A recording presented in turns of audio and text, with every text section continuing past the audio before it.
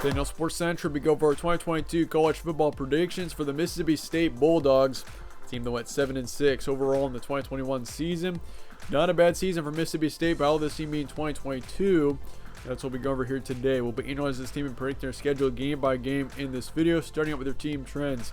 Mississippi State 7-6 last season, 3-3 in their first 6 games, 4-3 in their last 7. So this was a team that they didn't really.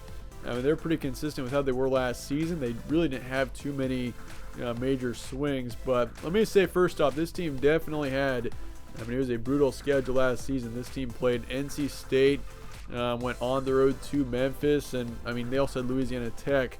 Those were their first 3 games of the season. Those were 3 of their 4 non-conference games last year. And it was, NC State and Memphis especially, going on the road to Memphis and playing NC State, who was one of the top teams in the ACC last season. It wasn't an easy schedule by any means for Mississippi State last year, but this team managed to get 7 wins out of it, which, I feel like talent-wise, this team definitely could have been an 8 or 9 win football team for sure, but in the end, a couple of those close losses really affected this team in the end. But they beat NC State 24-10, which NC State once again being one of the top teams in the ACC last year. That was a huge win there.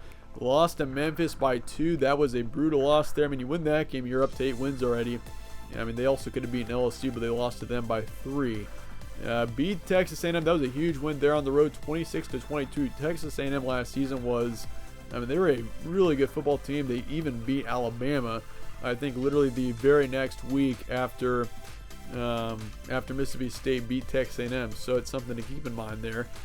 Beat Kentucky 31-17. That was also a huge win. Kentucky was one of the best teams in the conference last season, but did lose to Arkansas and Ole Miss there in November. Arkansas, of course, was another big surprise team. They ended up being one of the top teams in the conference, and Mississippi State lost to them by 3. And you also lost to Ole Miss by 10 there to finish out the regular season.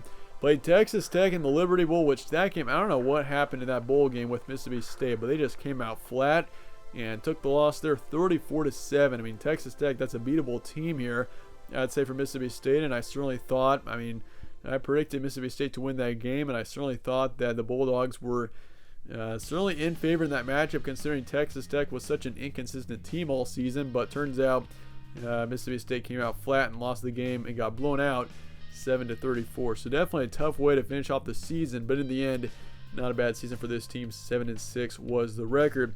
Looking forward to 2022. Now, your roster preview going into next season. Will Rogers is coming back, which, this is a guy that's pretty underrated, I'd say. Will Rogers really hasn't getting, he didn't really get too much attention last season, but he really, his stats were great. 4,700 yards of passing, 36 touchdowns, 9 interceptions. Not a bad season for him. Obviously he's not a dual threat quarterback. He's a pro style quarterback. Passes, his main strength is in the passing, and you can totally see why. He had a 74% completion rate last season, which is one of the highest, if not the highest, that I've seen this offseason out of the quarterbacks, especially in the Power 5. Will Rogers, a 74% completion rate is extremely high. And he's knocking on the door of 5,000 yards, and his touchdown interception ratio is 36-9, and he really hasn't been getting too much attention. So he's a guy to really keep an eye on going into next season, because he could at this rate be even better next season. And in that case, this Mississippi State team could be a team to really keep an eye on. Even in 2020, his completion rate in 2020 was overall pretty good, but his stats otherwise were pretty underwhelming. And so 2021 was definitely really a huge step in the right direction, and he's a guy to keep an eye on going into next season. Backfield looks really good. Jaquavius Marks is coming back. Same with Dylan Johnson. Both of them combined for over 1,800 yards last season and 14 touchdowns. So it's going to be huge to have both of them back. The receiving core, you lose Mekhi Polk, but you return your second and third wideouts, Jaden Wally and then Austin Williams. And looking at Wally and Williams, both of them combined, they were, obviously your second and third receivers for this team last season, and they combined for over 1,200 yards and 10 touchdowns. So, you return both of them. You do lose Polk, and then you also lose Malik Heath, who's transferring out. Polk had over 1,000 yards, 9 touchdowns, so that'll be one of your more significant losses, I'd say, on this team. And of course, losing Heath, He put up over 400 yards last year. But I'm not too concerned considering you got some good depth in there. And also having Wally and Williams coming back is going to be huge. So, I mean, offensively, this team shows some tremendous potential here for sure. I mean, Will Rogers, of course, being a quarterback who really, I mean, I like him a lot going into next season. I think, I mean, he definitely deserves more attention than he's getting. I mean, you're hearing about Bryce Young a whole lot in the SEC. And, I mean, of course, Texas A&M's quarterback situation. And, I mean, it's, yeah, in Mississippi State, I mean, this team has got a really good quarterback here in Will Rogers who definitely deserves more attention. Yeah, and we'll see how this team does going into next season. They got tremendous potential, though. But how high is the ceiling for this team going into next season? I really do think, I mean, how this team looks, they've got a potential to make a run in that SEC West, and I don't see this team winning it. Yeah, they definitely won't win that West Division. I mean, that's up to Alabama or Texas A&M to do. But this team could potentially cause some noise. I mean, maybe cause a couple of upsets there. And that'd be, I'd say, a really good season for this team if they can pull off a couple of big upsets and potentially get to a decent bowl game here. But moving on to your transfer portal and recruiting now going to next season, you do lose a few key players in the transfer portal. But at the same time, I mean, you do bring in a couple of key players that certainly could be starting next season. So, I mean, it kind of balances out. But in the end, yeah, so you got Jordan Morant coming in from Michigan, safety, Hunter Washington. So you got a few guys coming in for the secondary. Washington's coming in from Florida State. You lose Jack Abraham, quarterback off to Missouri, but then again, I mean, when you got Will Rogers, who's going to be easily the starting quarterback next season. He is a very talented football player that is only going to get better, I think. I mean, there's no chance that Jack Abraham is going to get much playing time. So he's off to Missouri. Lasoya, offensive lineman's coming in from Middle Tennessee. Once again, Malik Heath, he's off to Ole Miss. You bring in Justin Robinson, receiver from Georgia. Jordan Mosley's coming in from Northwestern. And Jackie Matthews, defensive back, coming in from West Virginia. Otherwise, Calvin McMillan, he is off to Southern Miss. You got a lot of players that are off to Southern Miss here. 5 to be exact. Aaron Odom, edge rusher, he's off to there. Amandus Cooley, defensive lineman's off to Southern Miss. Same with Janari Dean and Jay Hampton. And you lose Aaron Brule, who, I mean, one of the top linebackers for this team last season. He's off to Michigan State. So, I mean, you do lose, I mean, despite returning a lot of your key players defensively, you do lose a couple of your key players in the transfer portal, and most notably, I mean, Brule is definitely a guy that is going to be certainly a tough loss and very noticeable going into next season.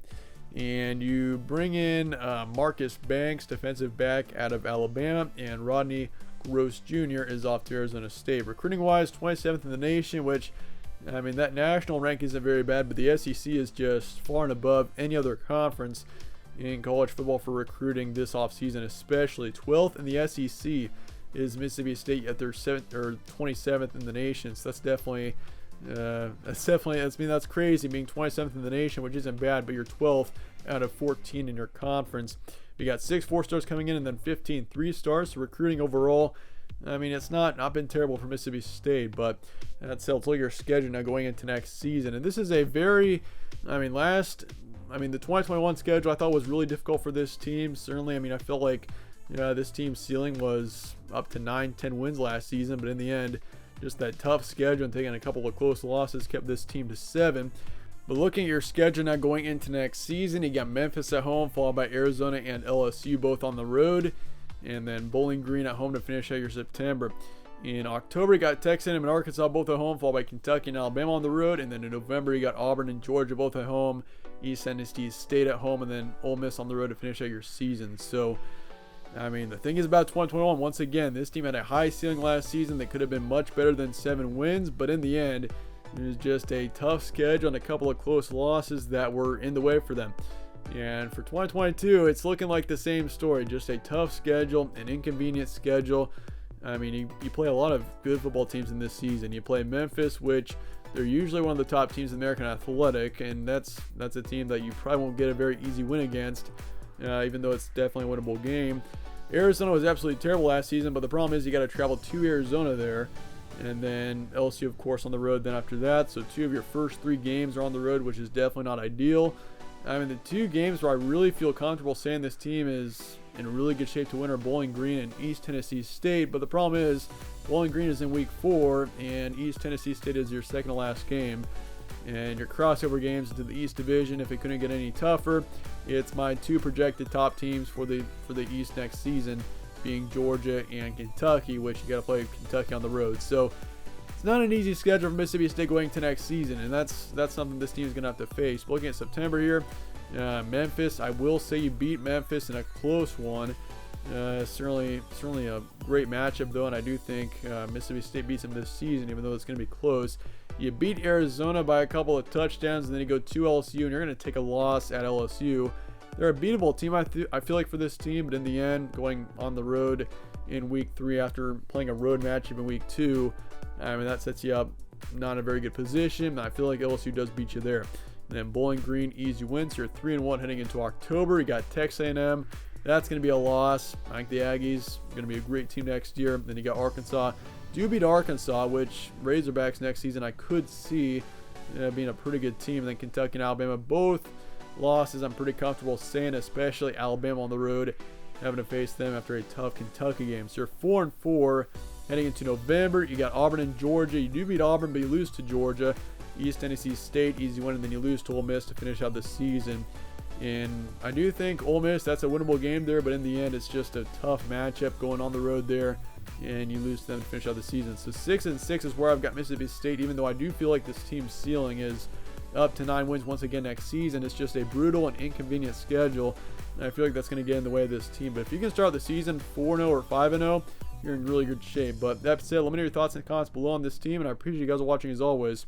Stay tuned for more from All Sports Central. Catch you on the next one.